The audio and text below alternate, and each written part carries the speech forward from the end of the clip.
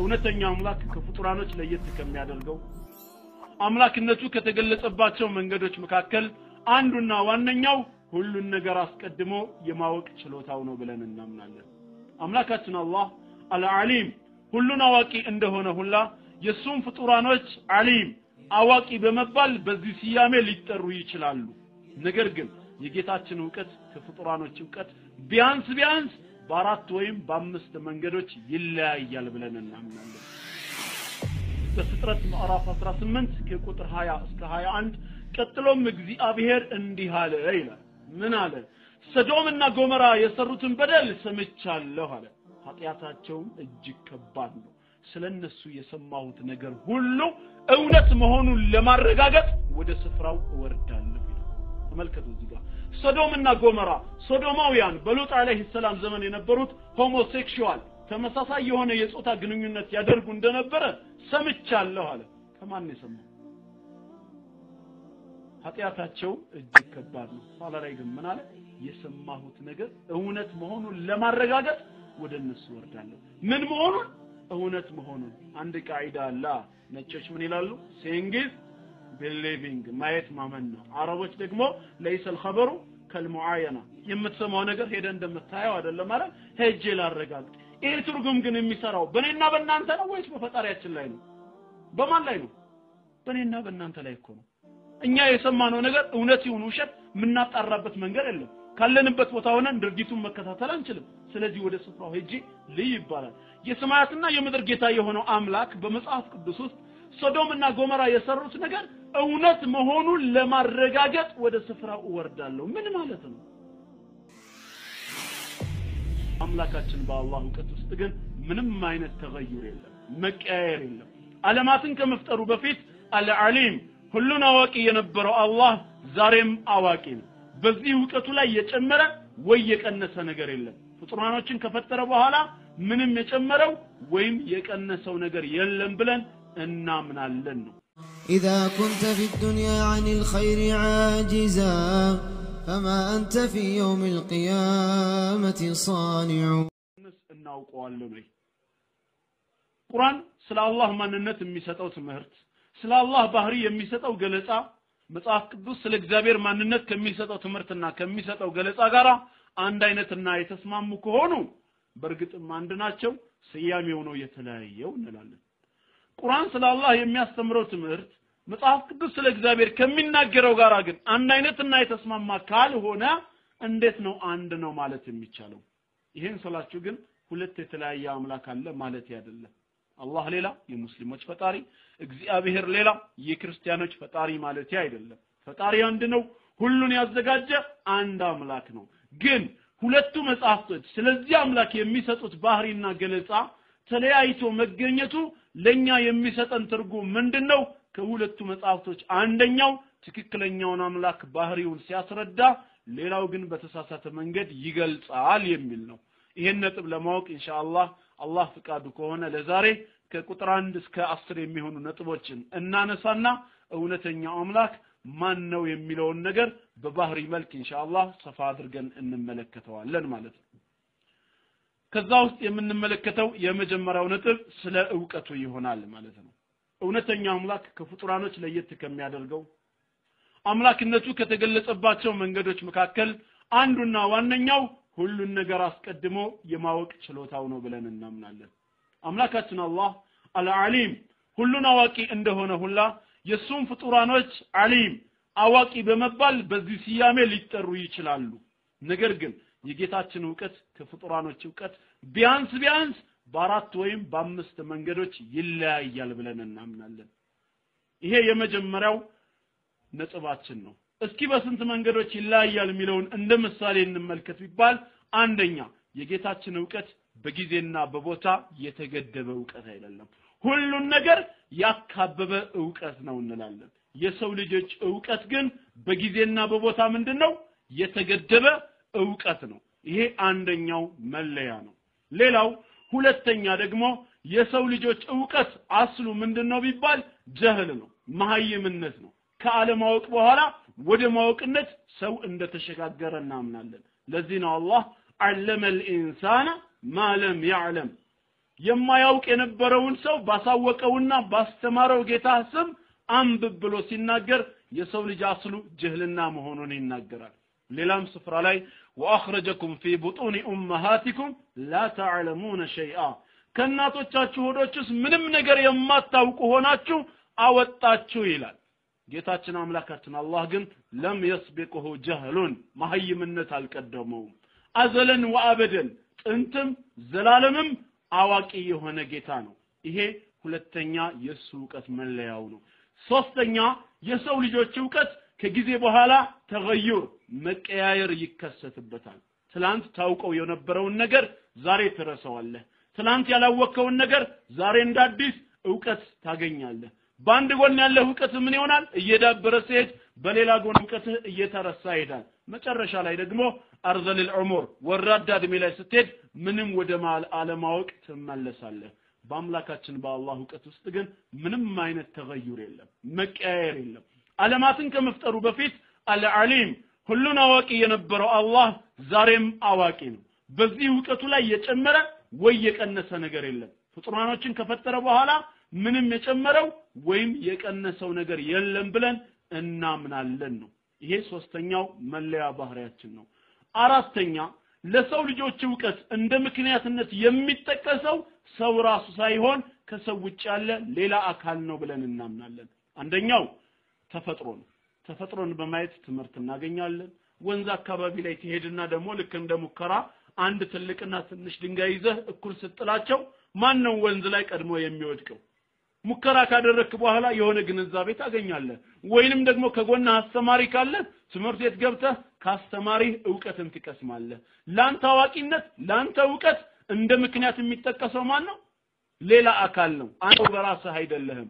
ለጌታችን ዕውቀት መነሻው ግን እሱ ራሱ ነው የምንለው። በራሱ በባህሪው አልዓሊም ሁሉን አዋቂ ነው። ከሌላ አካል የተማረው ምንም ትምህርት የለም ብለን እናምናለን። እነዚህ ነጥቦች የጌታችንን ዕውቀቶች ከፍጡራን ዕውቀት ለየት ያደርጉታል ብለን እናምናለን። በዚህ እምነት ክርስቲያኖችም የሚጋሩን ከሆኑ ወደ መጽሐፍቶቹን ገባና እስኪ ቁርአን ስለ አላህ ምን ይላል? መጽሐፍ ቅዱስ ስለ እግዚአብሔር ምን ይናገራል? ኢንሻአላህ ሰፋ ባለ መልኩ እንመለከተዋለን ማለት ነው። ቅድሚያ የምንሰጠው ለቁርአን ነው። ቁርአን በጉዳዩ ላይ ስለ አላህ ዕውቀት ምን ያስተምራል? አላህ በሱረቱል አንዓም ምዕራፍ 6 ቁጥር 59 ላይ ምን ይላል? ወዒንደሁ መፋቲሑል ገይብ የሩቅ ነገር መክፈቻዎች በተቀላላ እርሱ ዘንድ ናቸው። ላ ያዕለሙሃ ኢላሁ ከሱም በስተቀር የሚያውቃቸው የለም ይላል። ወያዕለሙ ማ ፊል በሪ ወልበሕሪ በየብስና በባህር ላይ ያሉትን በተቀላላ ያውቃቸዋል። ወማ ተስቁጡ ሚን ወረቀትን ኢላ ያዕለሙሃ ከቅጠልም አንዲት መሬት አትረግፍም እርሱ ቢያውቃት እንጂ አለ። አስተውሉ፣ እዚህ ጋር በደንብ ተመልከቱ። በገሃዱ ዓለም ያለው እውነት ከጌታችን ከአምላካችን ከአላህ ሊሰወር ይቅርና በቅጠሎች መካከል ያለ ኮሽታ ከኔ አይሰወርም ማለት። ይሄን ዕውቀት ወደ ሰዎች አምጥተን ተግባራዊ ብናደርገው አይደለም ቅጠሎችን ይቅርና ቅጠሎቹ የተሰባሰቡበት የሆነውን እጽዋት ምድር ላይ ስንት እጽዋቶች ናቸው ያሉት ቢባል ቆጥሮ መጨረስ የሚችል ሰው አለ? አለ እንዴ? ማንም የለም። አምላካችን አላህ ግን በእያንዳንዱ እጽዋት ስር ያለው ቅጠል ደርቆም ይሁን ጠውልጎ መሬት አይረግፍም እኔ ባውቀው እንጂ ነው ያለው። የሰው ስራ አይደለም የቅጠሎች ኮሽታ እንኳን ከኔ ያልተሰወረም ይላል። ያ ቅጠል መቼ እንደረገፈ ለምን እንደረገፈ በምን ምክንያት እንደረገፈ እጽዋቱን ከመፍጠሩ በፊት ስለ ቅጠሉ አውቃለሁ ብሎ እየነገረን ነው። ይህን አይነቱን አምላክ ለማምለክ ሙስሊም አድርጎ ለፈጠረን አላህ አልহামዱሊላህ አሁንም ሙስሊም አድርጎ ይግደለን። ሌላ ተጨማሪ ማስረጃ ያስፈልጋል ከተባለ ሱረቱል ሙልክ ቁጥር 13ን መመልከት ይቻላል። በሱረቱል ሙልክ ምዕራፍ 67 ቁጥር 13 ላይ አንድ የተቀመጠ የቅዱስ ቁርአን ጥቅስ አለ። ሐሳባችሁ ከኔ ጋር ነው? ላቋርጠው? እሺ አላህ ምን ይላል? በሱረቱል ሙልክ ምዕራፍ 67 ቁጥር 13 ላይ ይሄ የቁርአን አየት ወደ ነብያችን አለይሂ ሰላቱ ወሰለም የወረደበት ሰበብ ንዙል አለ። ምንድነው ምክንያቱ? ከዚህ የቁርአን አየት መውረድ በፊት ሙሉ የቁርአን ሱራ ወርዷል። ለዛም ሰበቡ ነብያችን አለይሂ ሰላቱ ወሰለም አንድ ወንድ ልጅ ይሞትባቸዋል፣ ኢብራሂም ማለት ነው።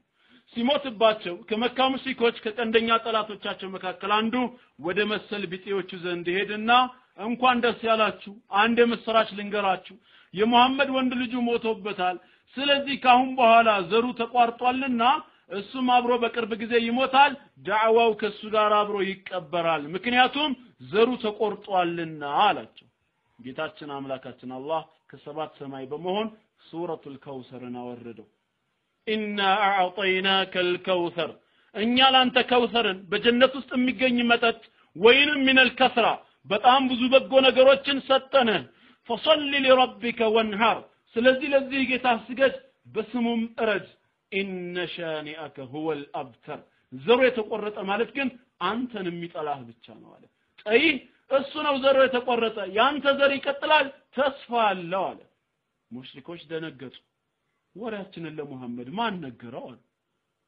እኛን ያጋለጠን በአደባባይ ምስጥራችን እንዲወጣ ያደረገው እየተጫጫሁን ስለምንናገር አይደል ስለዚህ ካሁን በኋላ ايها الناس اسروا قولكم حتى لا يسمع اله محمد በሉ ስትናገሩ ወራችሁን እንደሚስጥር አድርጉት እንደወትሮ ስትጫጫሁ የመሐመድ ጌታ ይሰማችሁና ነገና ከነጎዳ በስብሰባው አዳራሽ ይሄ ነውራችን እንዳይጋለጥ የሱም ጌታ እንዳይሰማችሁ በሚስጥር ይሆናሉ በዚህ ሰዓት ነበር ሱረቱል ሙልክ ቁጥር 13 የወረደው አላህ ምን አላቸው واسروا قولكم او اجهروا به ሰዎች ስትናገሩ ቃላችሁን በሚስጥር አድርጉት ወይም ጮሃችሁ ተናገሩ انه عليم بذات الصدور እሱ ግን በልቦቻችሁ ውስጥ ያለውን አዋቂ ነው አላቸው ተመልከቱ እዚህ ጋር ስትናገሩ ጮሃችሁ ተናገሩ ጮሃችሁ የምትናገሩትን እሰማለሁ አላለም በሚስጥር የምናወራውንስ ይላል ስትናገሩ በሚስጥር አውሩ በሚስጥር የምታወሩትንም እሰማለሁ አላለም በልብ የምናስበውንስ ማለታቸው አይቀርማ አላህ ግን ምን አላቸው ስትናገሩ ጮሃችሁ ተናገሩ ከቻላችሁም በሚስጥር አውሩ እኔ ግን ከዛ ይባሰውን በእናንተ ልብ ውስጥ የምታስቡትን አቃለሁ አለ ሰው ነገና ከነጎዳ ምን ሊያደርግ እንደሚችል አላህ አስቀድሞ ያንን ሰው ከመፍጠሩ በፊት ስለዛ ሰው ያቃል ለዚህ ነው ነብያችን አለይሂ ሰላቱ ወሰለም ان الله قدر مقادير الخلائق قبل ان يخلق السماوات والارض ب50000 سنه الله የፍጥረታትን ውሳኔ የፍጥረታትን ዕጣ ፈንታ ሰማያትና ምድርን ከመፍጠሩ ከ50 ዓመት በፊት አስቀድሞ ወስኖታል አሉ ይሄን ስብሰባ ምሳሌ አድርገን መጠቀም እንችላለን ዛሬ ከናንተ ጋር እዚህ ፊት ለፊት ተገናኝቼ የጌታችንን የአላህን ቃል እንደምንማማር የተረዳሁት እናንተም ያወቃችሁት ፊት ለፊት ስንታያይ ነው አይደለም አምላካችን አላህ ግን ይሄን ስብሰባ ሰማይና ምድርን ከመፍጠሩ ከ50 ዓመት በፊት አስቀድሞም ያውቀዋል 50 የሚለው የገባው ለተቅዲር ለውሳኔው ነው እንጂ ለውቀቱ አይደለም ውቀቱ በጊዜ አይለካም በፊትም የሚባል ቋንቋ አይገልጸውም ለሱ ውቀት መነሻ የለውም ህልውናው ሀብሎ እንዳልጀመረ 50 የሚለው ግን ለማን የገባው ለተጻፈው ጽህፈት ለተወሰነው ውሳኔ ነው ለውቀቱ አይደለም እንደው ሁሉን ነገር ዊትር ማድረግ ተወዳጅ ነው ስለሚባል ሶስተኛ ጥቅስ ልጥቀስላችሁ በሱረቱ ዩኑስ ምዕራፍ 10 ቁጥር 61 ላይ የተቀመጠ የቅዱስ ቁርአን ጥቅስ አለ አምላካችን አላህ በዚህ ጥቅስ ላይ ምን ይለናል ወማ ተኩኑ ፊ ሻኒ በምንም ነገር ላይ አይደላችሁም ይላል ወማ ተትሉ منه من قرآن ከርሱ ከቁርአንም የምታነብ አይደለህም ወላ ተعملون من عمل ከስራም ማንኛውንም አይነት ስራ የምትተገብሩ የምትሰሩ አይደላችሁም ኢላ ኩና አለይኩም ሹሁዳ እኛ በእናንተ ተግባር በእናንተ ስራ ላይ ተቆጣጣሪና ተመልካች ተጣጆች ብንሆን እንጂ ከኛ እይታና ቁጥጥር ውጪ በሆነ መልኩ ምንም አይነት ተግባር ውስጥ ልትሆኑ አትችሉም ማለት ኢዝ ተፊዱና ፊ ስራ ውስጥ ገብታችሁ ስራ ውስጥ ሰምታችሁ ስራውን እንድትጀምሩት የኛ ቁጥጥርና እይታ ቢኖርበት እንጂ ከኔ ቁጥጥርና እይታ ውጪ በሆነ መንገድ ምንም አይነት ተግባር ውስጥ አትሆኑም ማለት ስለዚህም ማለቀጠለና ወማ يعذب عن ربك من مثقال ذره في الارض ولا في السماء ከጌታ ዕውቀት በሰማይም ይሁን በምድር የብናኝ ክብደት ያክል እንኳን አለ مثقال ذره the smallest particles of an element ምንለው አተም ማለት ነው አተም እንኳን ቢሆን ከጌታ ዕውቀት በፍጹም አይርቅም ولا اصغر من ذلك ከዚህ አተም ከተባለ ንጥረ ነገር ሌላ ያነሰ ዲቪዚብል የሆነ ክፍልፋይ ፓርት የለውም ولا اكبر የተለቀም ነገር የለውም ኢላ في كتاب مبين ያነሰውም የተለቀውም በግልጹ መጽሐፍ በለውህ المحفوظ ላይ ቀድሞ የተጻፈ ቢሆን እንጂ በተለይ ይሄ ቅዱስ ቁርአን አየት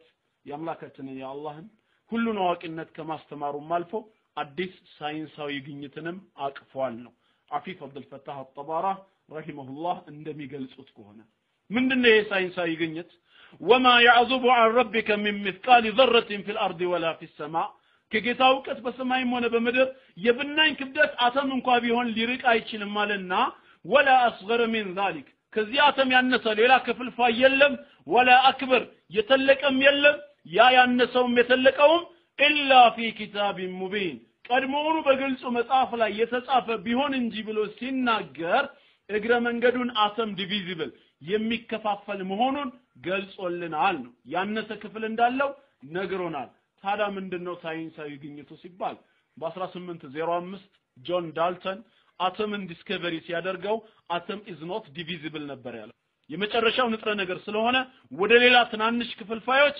አይከፋፈልም ብሎ ነበር ከ92 ዓመት በኋላ በ1897 ጄጄ ቶምሰን በጉዳዩ ላይ ጥናት ሲያደርግ አተም ዲቪዚብል መሆኑን አረጋገጠ አተም እንደሚከፋፈል አረጋገጠ ለዚህም ነው በ1906 የኖቤል ተሸላሚ የሆነው ከ1400 ዓመት በፊት ግን ቀድሟቸው የወረደው ቁርአን አተም መከፋፈሉን እግረ መንገዱን ጠቆማቸው ይህም የጌታችን የአምላካችን የአላህን ሁሉን አዋቂነት የቁርአንን አምላካዊ ቃልነት ቁርአን የወረደላቸው ነብይ ደግሞ እውነተኛ ነብይነትን ያረጋግጣል ነው ይሄን ወደፊት በስፋት እናየዋለን አሁን የተፈለገው ዋናው ነጥብ ጌታችን ሁሉን አዋቂ መሆኑን መግለጹ ነው ማለት ነው ወደ መጽሐፍ ቅዱስ ገብተን መጽሐፍ ቅዱስ ስለ እግዚአብሔር ዕውቀት ምን ይናገራል የሚለውን ከማየታችን በፊት ሌላ ነገር ልጠቁማችሁ ወዳለሁ ምንድነው እሱ የአምላካችን የአላህ ሁሉን አዋቂነት በቁርአን ውስጥ በሐሳብ መልክ ብቻ አይደለም የሰፈረው በቁርአን ውስጥ እንደ ጥቅስ ብቻ አይደለም የተቀመጠው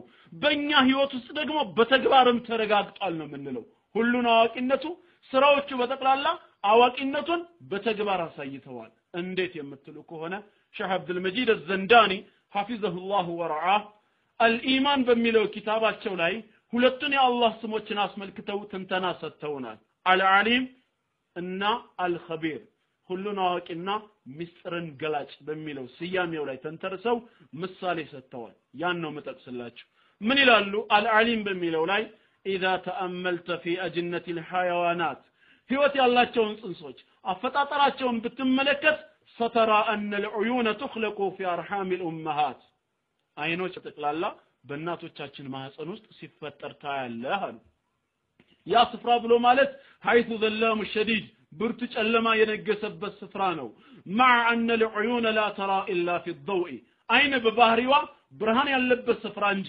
መመልከት ካለ መቻሏ ጋራ ጨለማ ቦታ ላይ ግን ተፈጥራ ትመለከታለህ ለምን ብለህ ጠይቀህ ታውቃለህ አሉ አይን ማየት የሚችለው ብርሃን ያለበት ቦታ ነው ጨለማ ቦታ አይን ማየት ይችላል እንዴ አይችልም ማለት ታዲያ የሰው ልጆች አይን መፈጠር የነበረበት መቼ ነው ተብለን አስተያየት ብንጠየቅ ወደዚህ ዓለም ከወጣ በኋላ ነው የምንለው ታዲያ የተፈጠረ ብለን ስናረጋግጥ እናቶቻችን ማህፀን ጨለማ የነገሰበት ስፍራ ሆኖ እናገኘዋለን ለምን ብለን ጠይቀን እናቃለን ይቀጥሉና እኚሁ ምሁር ምን ይላሉ ፈይሽሃዱ ذلك ይህ ነገር ለኛ አንድ ምስክርነትን ይሰጣል አሉ ምን أن الذي يخلق العيون يا አይኖችን የሚፈጥረው ጌታ يعلم ቀድሞውንም ያውቃል ማለት ነው أن تلك الأجنة ستخرج إلى عالم فيه النور ይሄ ጽንስ ወደፊት ብርሃን ወዳለበት ዓለም ሊወጣ እንደሚችል ቀድሞውንም አውቋል ማለት ነው ስላወቀ ለዝግጅት ያመቸው ዘንድ ምን አበጀለት አይንን አስቀድሞ ፈጠረለት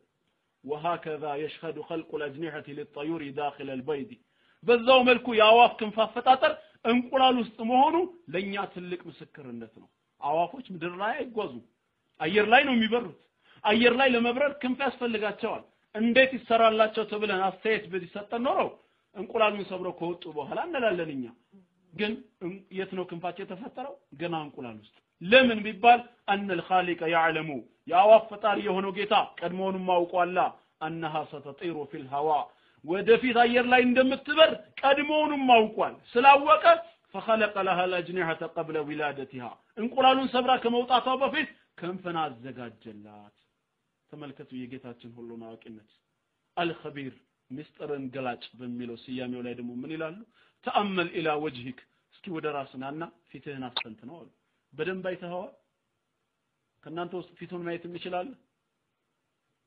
መስታወት ተጠቅመን እንዳትሉኝ ለማንኛውም እስኪ ወደፊት ተመልከት كيف يخرج اللعاب من الفم እንዴት አድርጎ ነው ለሐጭ ከአፍ የሚወጣው والمخاط من الانف نفط ካፍንጫ والدمع من العينين እንባ ከሁለት አይኖች والشمع من الاذنين የጆሮ ፈሳሽ ከሁለት ጆሮዎች ሲወጣ እናያለን ሁኔታውን አይተሃል አስተውለሃል وكيف يكون الحال ሁኔታውና ጸባዩ እንዴት ይሆን ነበር لو خرج اللعاب من الانف ለሐጭ ባፍንጫ ቢወጣ ማን ነበር የሚቆጣጠረው ለሐጭ እንዴት ነበር የምንሆነው والمخاط من الفم نفط ቦታውን ቀይሮ ባፍ ቢሆን والدمع من الاذنين እንባ ከጆሮ በኩል ወጥቶ ቶፊቅ በጆሮ አለቀሰ ቢባል ምንድነው የሚሰማው ስሜት የጆሮ ፈሳሽ ከአይን በኩል فمن حدد التركيب ማን ነው ቅንጅቱን ያስተካከለው ومن حدد المكان ለያንዳንዱ የሚገባውን ስፍራ ማን ነው የሰጠው الا هو العليم الخبير الحكيم ሁሉን አዋቂ ምስጢር ገላጭና ጥበበኛው አላህ ካልሆነ ማን ሊሆን ይችላል ያፍንጫ አፈጣጠር ብቻውን የአላህን አዋቂነት አይገልጽም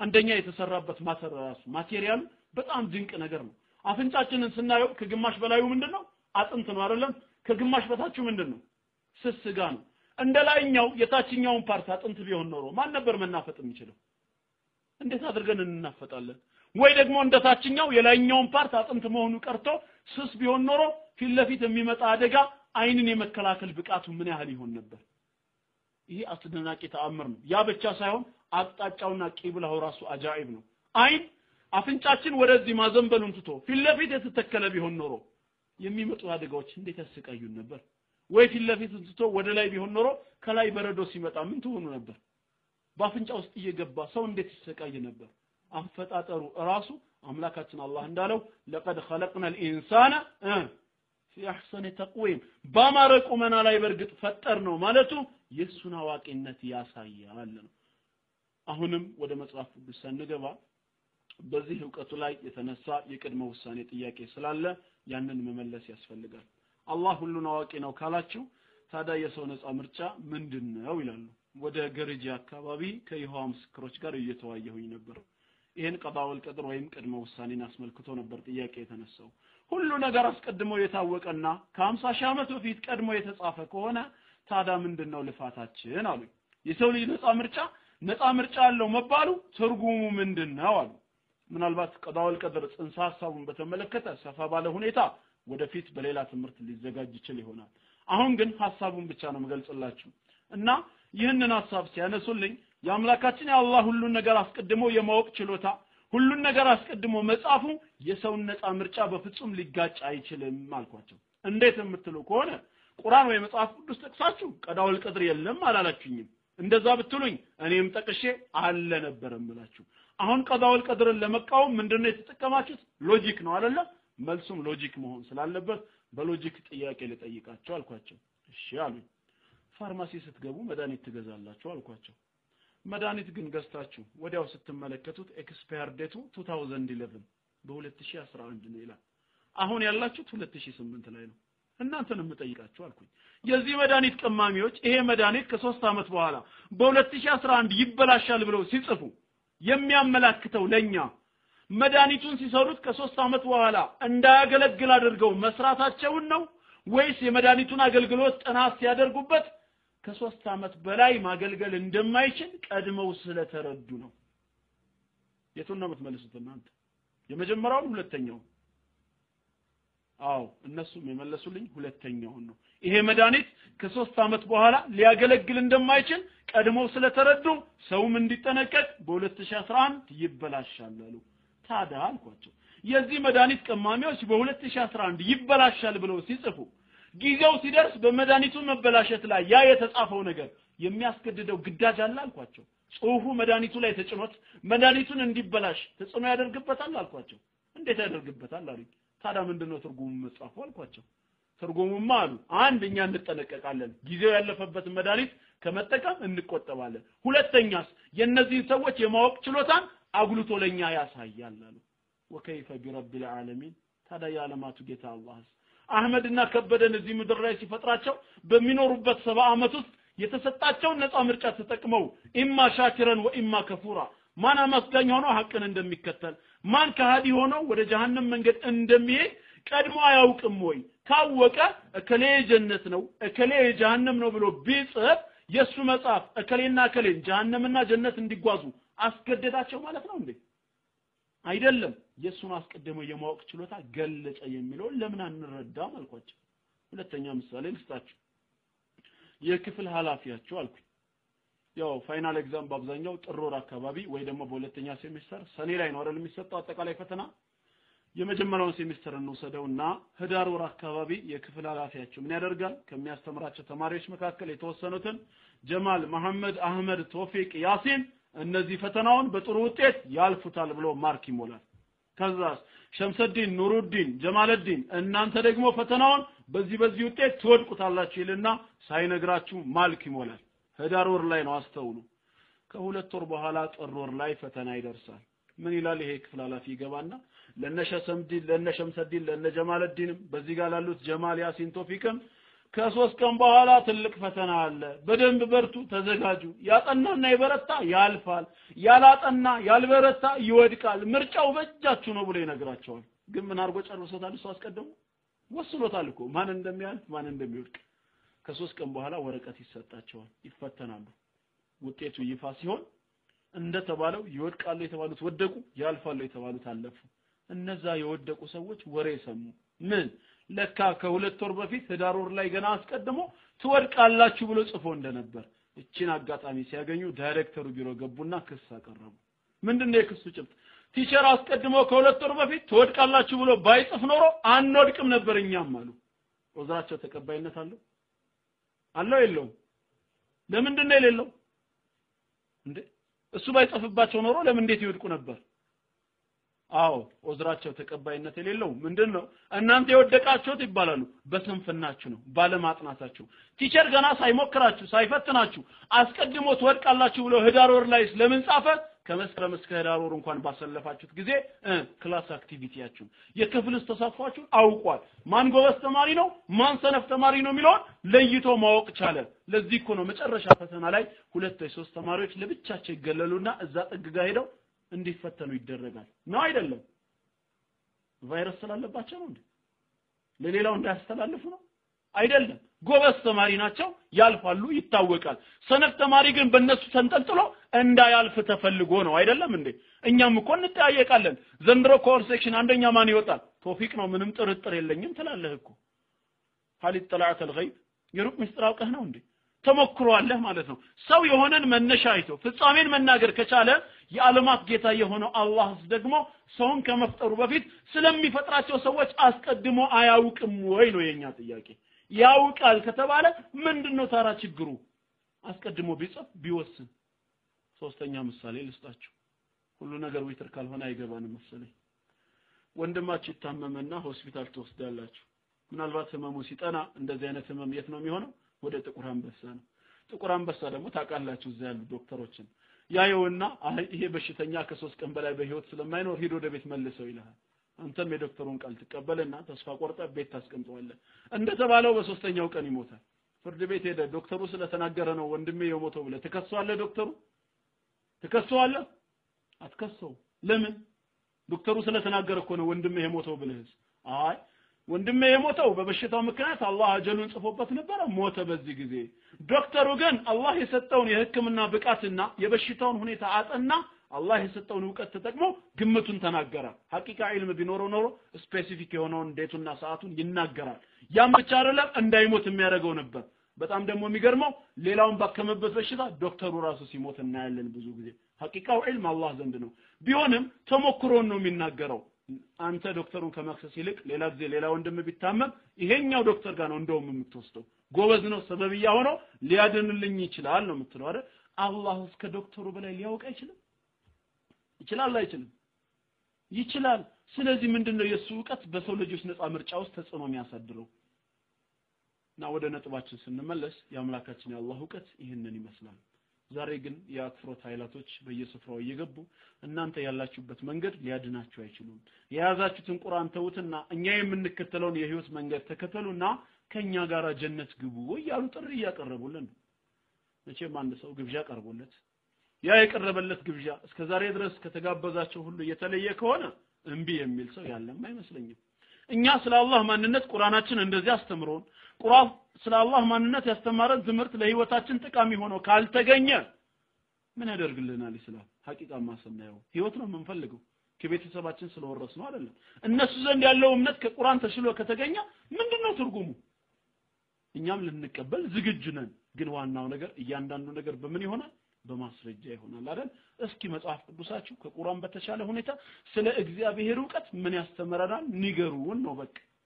መጽሐፍ ቅዱስ እንዲህ ይላል። ኦሪት ዘፍጥረት ምዕራፍ 8 ከቁጥር 20 እስከ 21 በ1980 በተዘጋጀው ቀላል የአማርኛ መጽሐፍ ቅዱስ ትርጉም ላይ ኦሪት ዘፍጥረት ምዕራፍ 18 ከቁጥር 20 እስከ 21 ቀጥሎም እግዚአብሔር እንዲህ አለ ይላል። ምን አለ? ሰዶምና ጎሞራ የሰሩትን በደል ሰምቻለሁ አለ።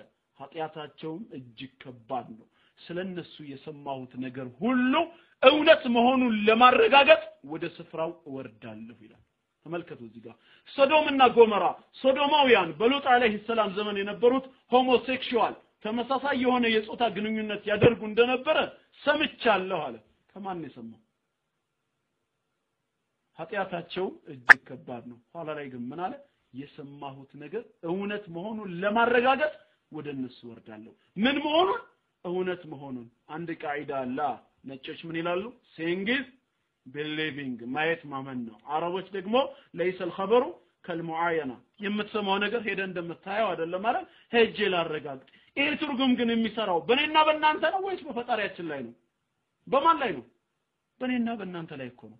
እኛ የሰማነው ነገር እውነት ይሁን ውሸት ምናጣራበት መንገድ የለም። ካለንበት ቦታ ሆነን ድርጊቱን መከታተል አንችልም። ስለዚህ ወደ ስፍራው ሄጄ ልይ ይባላል። የሰማያትና የምድር ጌታ የሆነው አምላክ በመጽሐፍ ቅዱስ ውስጥ ሶዶምና ጎሞራ የሰሩት ነገር እውነት መሆኑን ለማረጋገጥ ወደ ስፍራው እወርዳለሁ። ምን ማለት ነው? ይሄ አንደኛው ጥያቄያችን ነው። ይሄንን መጽሐፍ ይዘው ነው ማለት ነው ወደዚህ እምነት የሚጠሩ? ምን እየተደረገ ነው ያለው? ይሄ የኛ የሙስሊሞች ጥያቄ ነው። ሁለተኛ ጥቅስ አሁንም በዚሁ በእውቀቱ ዙሪያ ኦሪት ዘፍጥረት ምዕራፍ 6 ቁጥር 6 ኦሪት ዘፍጥረት ምዕራፍ 6 ቁጥር 6 ያው አጠቃላይ የመጽሐፍ ቅዱስ ታሪኩ አዳምና ሔዋን አትብሉ የተባሉትን ቅጠል በልተው የአላህን ትእዛዝ ጥሰው ከጀነት ተባረሩ። በኖህ ዘመን የነበሩ ሰዎች ልባቸው ከፈጣሪ ማራቅ ጀመረ። የእግዚአብሔር ልዩ ልጆች የሚባሉት ወይም እንዳንድ መጽሐፍ ቅዱስ ትርጉሞች መላእክቶች ማለት ነው የሰው ሴቶችን አይተው ከጋራ ተመሱ። ዚና ሲያበዙ ጊዜ የሰው የልቡ ከእግዚአብሔር ለራቀ ስለዳ ቆሰደስ ምን አለ? እግዚአብሔርም ሰውን በምድር ላይ በመፍጠሩ ተጸጸተ በልቡም አዘነ ይላል። ተመልከቱ እዚህ ጋር ሰውን በምድር ላይ በመፍጠሩ ተጸጸተ ይላል። በሰዎች ወንጀል ተቆጣ አይልም። ልክ እንደ ቁርአኑ ፈለማ አሰፉና በተግባራቸው ባስቆጡን ሰዓት እንተቀምና ተበቀልን እንዳለው አይደለም። ሰውን በምድር ላይ በመፍጠሩ ተጸጸተ። በማን ተግባር? በራሱ ተግባር ሰውን በምድር ላይ በመፍጠሩ።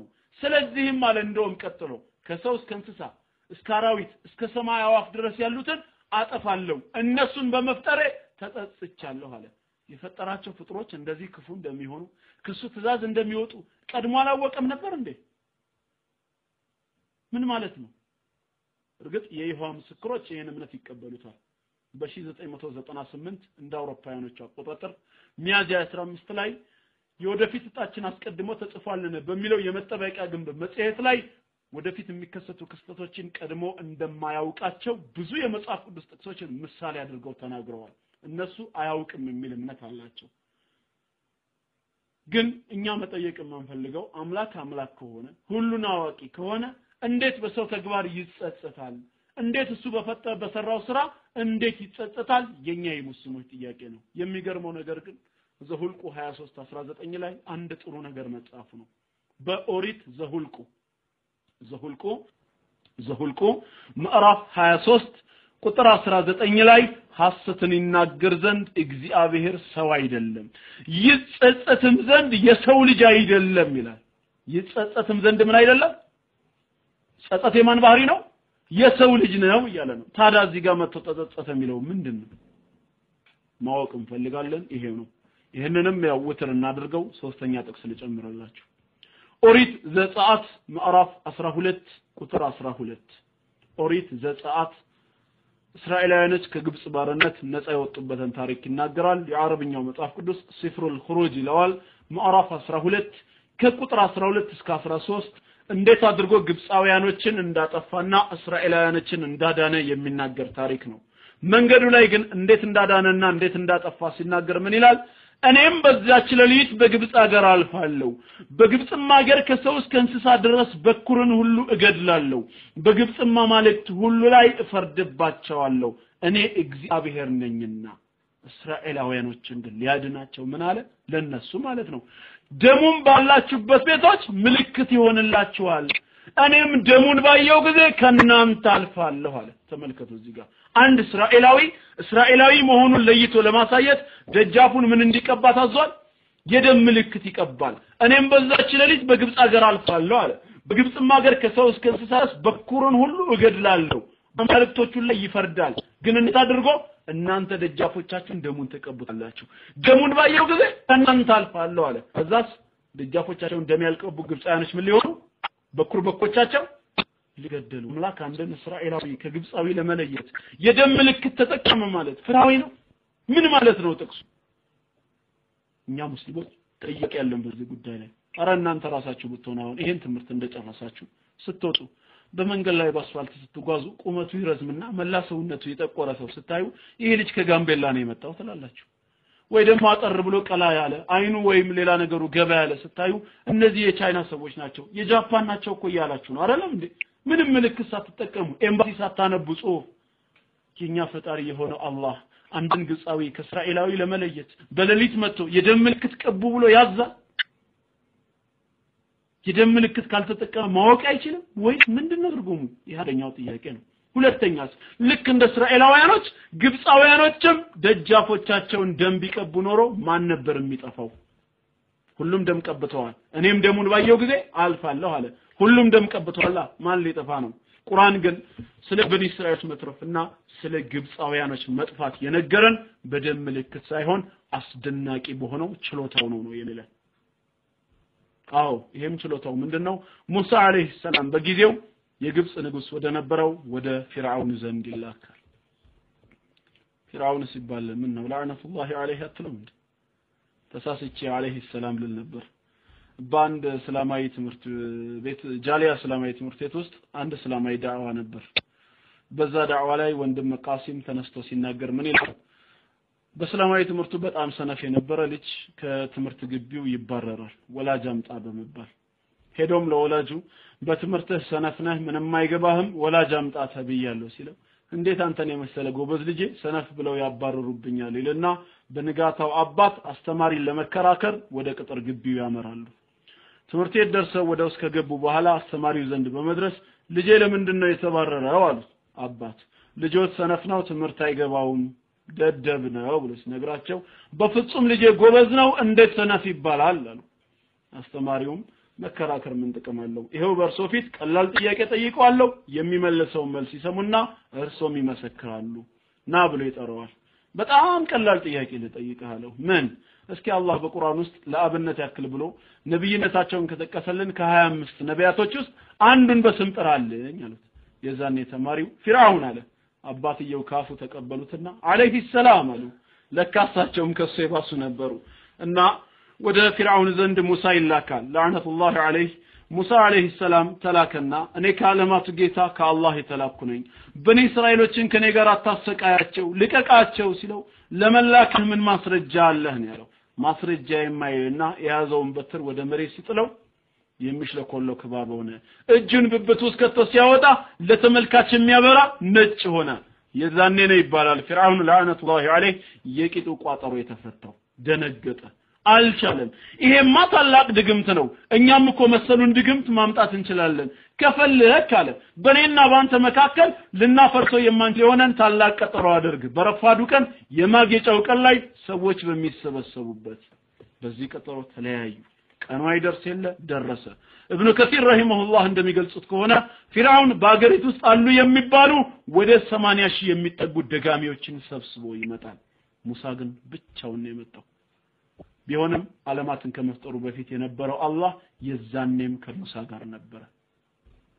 ወደ ስፍራው ደረሱ ሙሳ ሆይ ቀድመህ ትጥላለህ ወይስ እንጣል አሉት የያዛችሁትን ጣሉ አላቸው ደጋሚዎቹ እንዳለ የያዙትን በትር ሲጥሉ በሰዎች አይን ፊት እባብ መሰለ ሙሳ አለይሂ ሰላም በውስጡ ፍርሃት ተሰማው አላህ ምን አለው አትፍራ አንተ በላዩ ነህ አንተ መያዝከውን ጣል ተባለ ሙሳ አለይሂ ሰላም የያዘውን ሲጥል ወደ እባብ ተቀየረ ነገር ግን ወደ እባብ የተቀየረው የሙሳ አለይሂ ሰላም በትር በሰዎች አይን ፊት ያስመስሉ የነበረውን ሚዎችን በትር መዋጥ ጀመረ በእነሱ ላይ ኃይል አገኘ የዛን ነው ደጋሚዎቹ በሙሳና በሃሩን ጌታ አመንን በማለት ለአላህ ስጁድ ወደቁ ፍራውን እኔ ሳልፈቅድላችሁ አመናችሁለት ካሁን በኋላ እያንዳንዳችሁን ካልተመለሳችሁ እጅና እግራችሁን ያፈራረኩኝ እሰቅላለሁ ብሎ ዛተባቸው ከዚህ በኋላ ነው ፍራውን ከነሰራዊቱ ሙሳና ተከታዮቹን ማባረር ጀመረ ሲያባረር የት ይደርሳሉ ቀይ ባህር ጠረፍ ላይ ደረሱ እንዴት ይሻገሩ ድልድይ የለው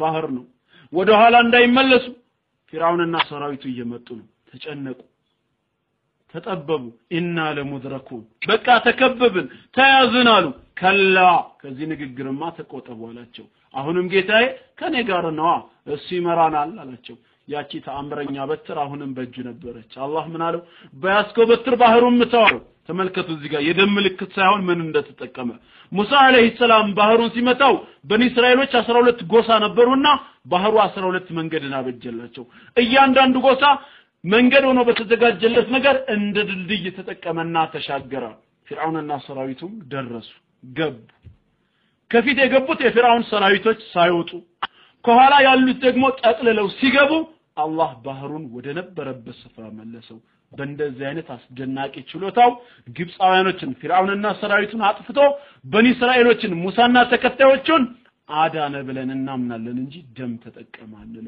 ስለዚህ አምላክ ሁሉን አዋቂ ነው በሚለው ነጥብ ላይ የትኛው ነው የእውነተኛው አምላክ ባህሪ የተገለጸበት መጽሐፍ ይሄ የመጀመሪያው ነጥብ ነው